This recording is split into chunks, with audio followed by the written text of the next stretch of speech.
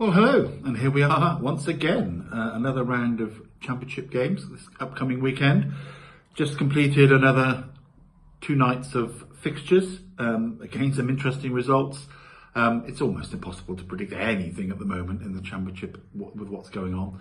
It's so tight now across the board, really, which is good for us fans as we go into, well, good for us neutral fans, I guess, as we go into the final stages of the season. Most teams now with 4 games to go, some with 5 if they've got that extra game yet to play, and Southampton still a couple more as we've got 6 to play. So, yeah, some interesting results which we'll discuss as we go through, as we look at the fixtures for this weekend, which are across Friday and Saturday. Well, there's one on Friday night, as there usually is, and it involves Plymouth Argyle and Leicester City. And Plymouth probably would have liked to have scraped the win against QPR, but QPR being resolute lately, only 1 defeat in 5, and Plymouth just picking up a few points now with the change of manager and starting to realise their plight they're in.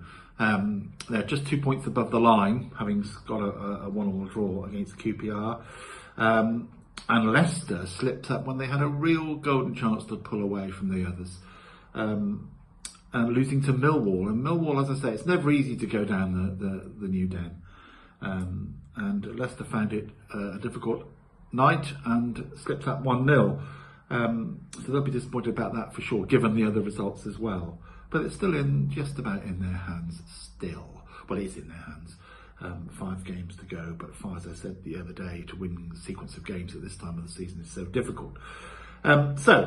Plymouth Argyle and Leicester. I think Leicester will, I think they'll pick up a game on Friday night, and I'm going to go Plymouth Argyle 1, Leicester City 2 in that one.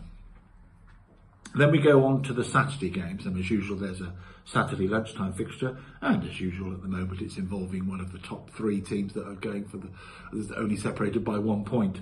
And Leeds, strangely, didn't score at home against Sunderland. No, I'm not being disrespectful to Sunderland. I just think Leeds have been so powerful at home. It's a surprise when they don't score at all. Never mind not scoring at home. But they didn't. Sunderland did well. They've taken 4 points off Leeds this season, I believe. They beat them at their stadium earlier in the season. So they've put a dent in their automatic promotion hopes. But they're only a point behind the top 2, of course, with 4 games to go. And I think they'll get back to winning ways against Blackburn Rovers, who somehow conceded 5 against Bristol City. And I've been, as you know, I've been rattling on about Bristol City's lack of goals this season, and they put in 5 after Blackburn shut out Southampton. So where is the logic in all of this? Blackburn shut out Southampton at the weekend, who are free scoring, and let 5 in against Bristol City, who've struggled with goals all season. So that's what we're up against when we're doing all of this. So I'm going Leeds United to get back on track, and Blackburn probably suffering a bit of a hangover from their 5-0 Tuesday night. So Leeds United 3, Blackburn Rovers 0 in that one. Then we have Birmingham City and Coventry City, and Birmingham now are in real trouble. They've slipped to second bottom, 4 defeats in 5. I didn't expect them to, well, I say I didn't expect them. I was surprised they lost at home to Cardiff this week. There was a chance there, I thought, to pick up a points against the mid-table team that are just seeing out the season, but they slipped up. They can't score at the moment. Coventry had a narrow defeat down at Southampton, which they'll regret a little bit because obviously Norwich dropped points as well. So it's all just getting tight wherever you look. So Coventry will be frustrated by that. I think this one will end up being a draw.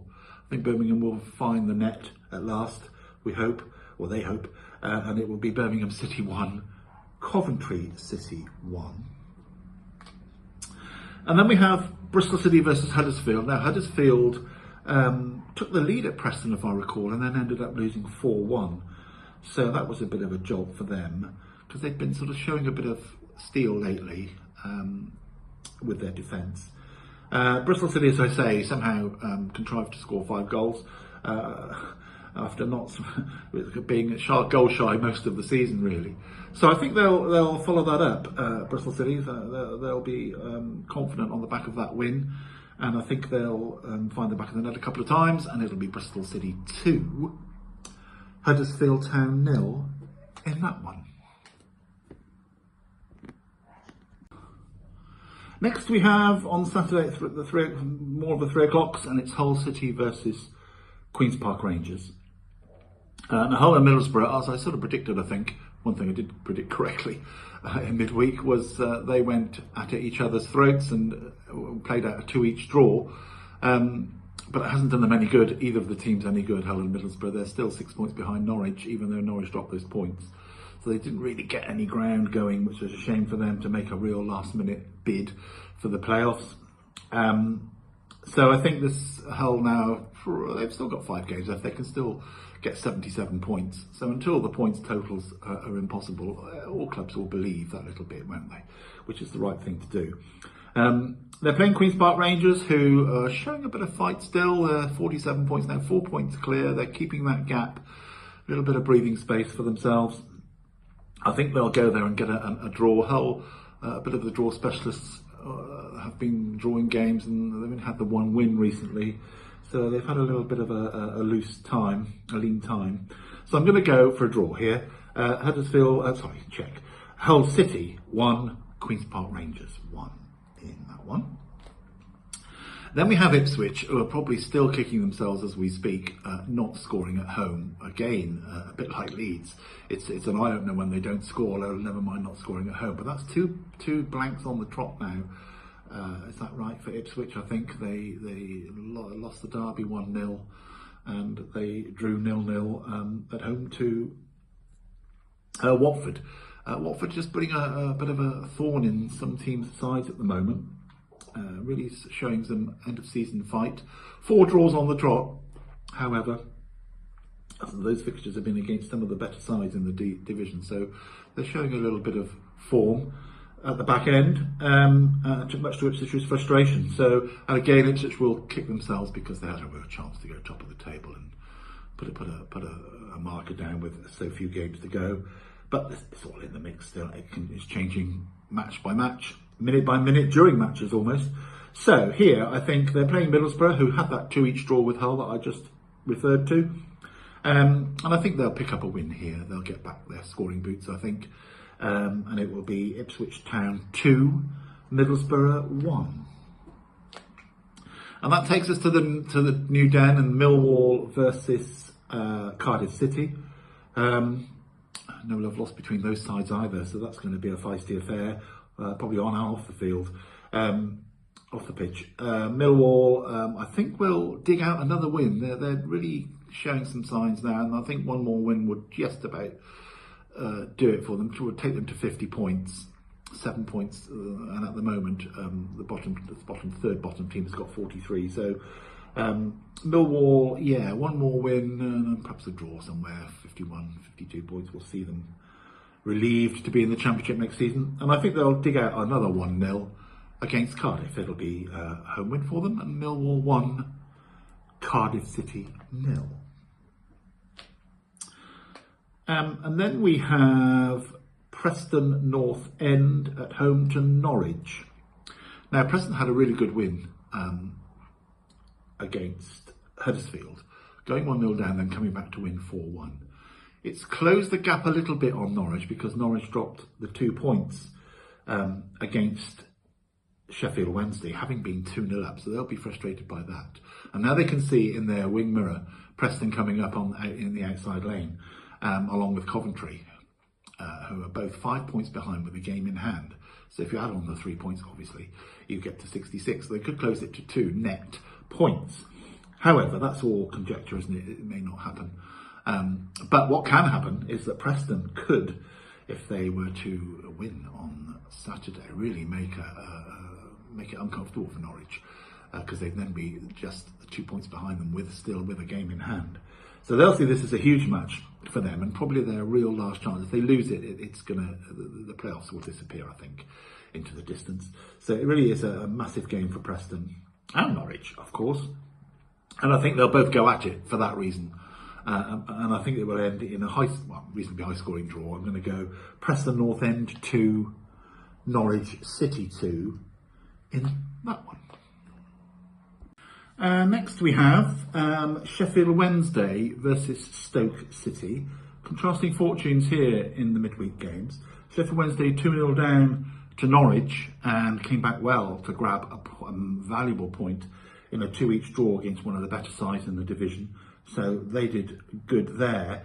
And Stoke were put away quite easily by Swansea. That was on the TV game. I didn't see much of it, but Swansea put them away to really take the pressure off themselves in that little group at the bottom. So they're on 50 points now and feeling a lot happier about life, I would think. But Stoke still looking over their shoulders, just the 3 points in it. It's all going to go down to the last games. We're just really getting to that point, aren't we?